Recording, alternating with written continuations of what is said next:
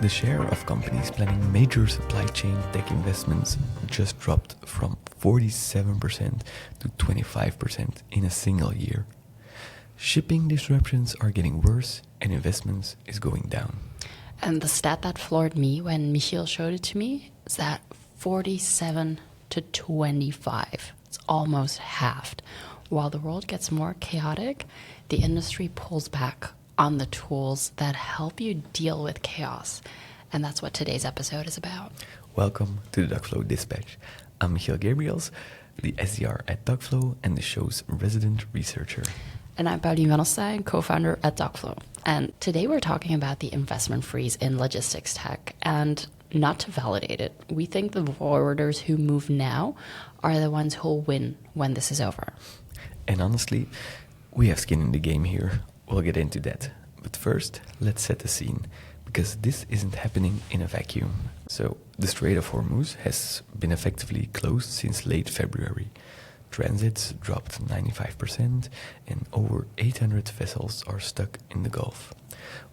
More than 34,000 shipping routes have been diverted. Carriers are slapping surcharges of $1,500 to $4,000 per container. This is, by most measures, the biggest shipping disruptions we have seen since the pandemic. All right, and that's on top of 2 years of Red Sea rerouting, right? So forwarders actually haven't had a calm quarter in a long time. Exactly. So you would think more chaos means more investments in tools that help you manage the chaos, right? You'd think. But no. McKinsey's Supply Chain Risk Pulse survey from December 2025 says otherwise. The share of companies planning major digital supply chain investments dropped from 47% to 25%. And what are the reasons? We have three big ones. So the cost pressure, of course, then management, time consumed by crisis response, and competing IT projects, usually ERP implementations eating the entire budget. Yeah, that last one is really interesting because the ERP argument is basically, oh, we're already spending on tech, we can spend more on tech. But ERP isn't solving your visibility problem. ERP is solving a different problem. Right, and there's a Gartner number that makes this even sharper. 95% of supply chains must react quickly to change, but only 7% can actually execute decisions in real time. Just 7%. 7. So almost everyone knows they need to move fast, but they can't because they don't have the tools. Yeah, I want to be honest here. So we're seeing this at Dogflow ourselves too. Our sales cycles are getting longer in the past few months, and we hear it every week from prospects, right? So we see the value, but CFO says not now. That's a real thing, and we're not going to pretend that it's not. And what do they actually say then? It's usually some version of we've frozen non-essential investments because of the geopolitical situation. So the logistics manager wants it, the operations team wants it, but the budget sign-off sits with someone who's watching the news and thinking, oof, let's wait until things calm down. So yeah, here's what I keep getting stuck on. If the world is getting more volatile, why is everyone cutting the tools that help them deal with the volatility? And that's the trap right there. I think people hear investment freeze and they think, oh, no one's buying, so I shouldn't either. And that becomes self-reinforcing. But the reality is actually the opposite. Exactly. So I went looking for what actually happened the last time the industry faced this choice. During COVID, EY surveyed companies about their tech investments. 92% did not halt technology spending. Even during the worst of it, they kept going because they needed the tools to navigate the disruption in real time. And did it pay off? There's research from CEPR, the Center of Economic Policy Research, on what happens during supply chain disruptions. So companies with better tooling and diversified networks held 88.9% of market share during disruptions. In calmer periods, that number was 81.2%. So disruption doesn't hurt everyone equally. it rewards the one who were prepared. That's almost 8 percentage points of market share just from being better equipped. Yeah, and then it snowballs. So supplier gave preferential treatment to more capable firms when capacity was constrained. So if you had the tools to see what was happening and you acted fast, you also got better service from your partners. Yeah, and that totally makes sense because if you're a carrier, you have limited capacity, you're going to prioritize the customer who's organized, who communicates clearly, who knows what they need, and not the ones calling you in a panic because they had no idea their shipment was stuck. Exactly. So I came across a quote from Roland Berger that nails this. They said, "The problem is not that Hormuz was unforeseeable. Analysts had modeled closures scenarios for years. Yeah, true. But the problem is that organizations didn't have the tools to act when it actually happened." That's it. And knowing that Hormuz could close is useless if you can't see which of your shipments are exposed when it does. Right. So the forwarders who had visibility platforms when Hormuz closed could filter their active shipments by route within hours. They knew which clients were affected, which containers needed rerouting, and which bookings to cancel. And the ones without? Well, they spent days calling carriers, checking websites one by one, manually cross-referencing Excel sheets, and by the time they had a picture, the surcharges were already applied. I have an analogy for this that I keep coming back to. Freezing your tech investments because of disruption is like canceling your gym membership because you're stressed, right? The stress is exactly why you need the gym. Yeah, that's indeed a good one. Yeah, but it's real.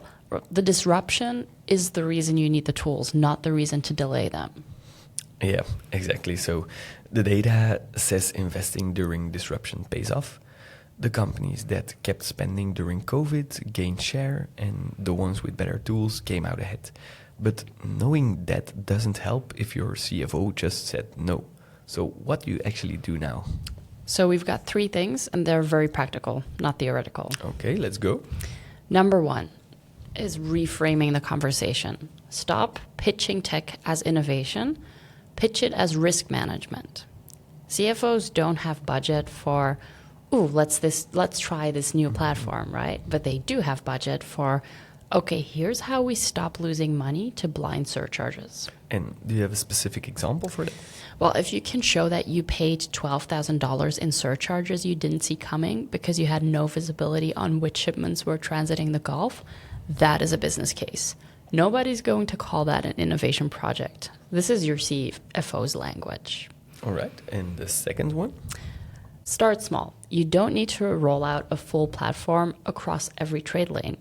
Pick one. Pick the lane that's most exposed right now.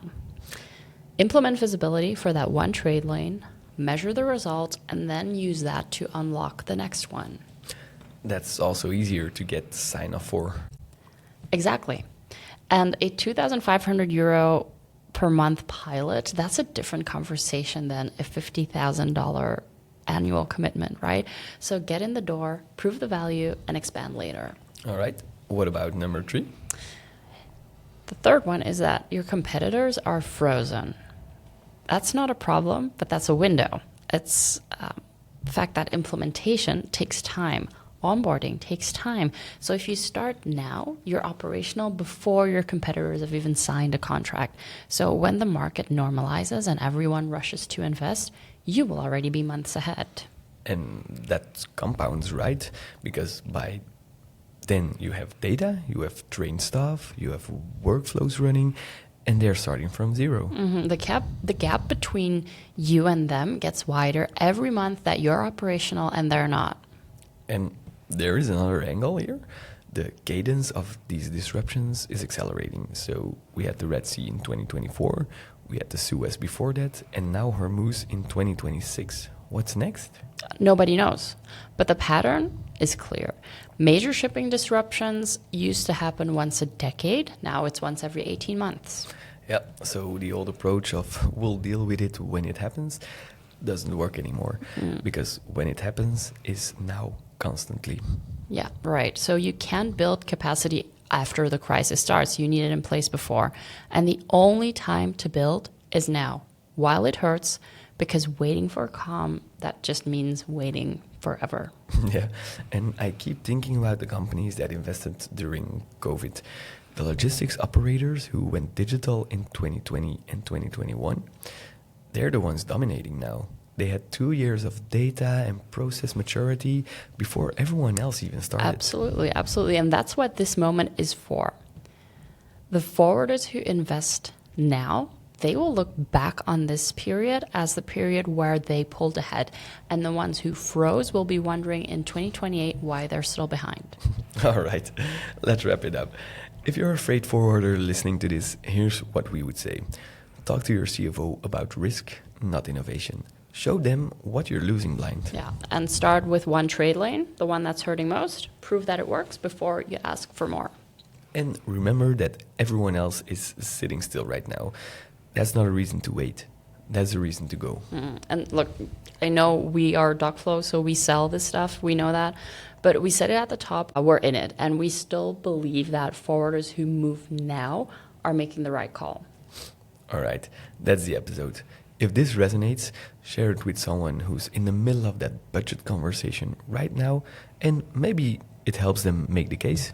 Subscribe wherever you're listening to the podcast. And if you want to see what visibility looks like on the lane that's giving you the most trouble, come talk to us, docflow.com. See you next week.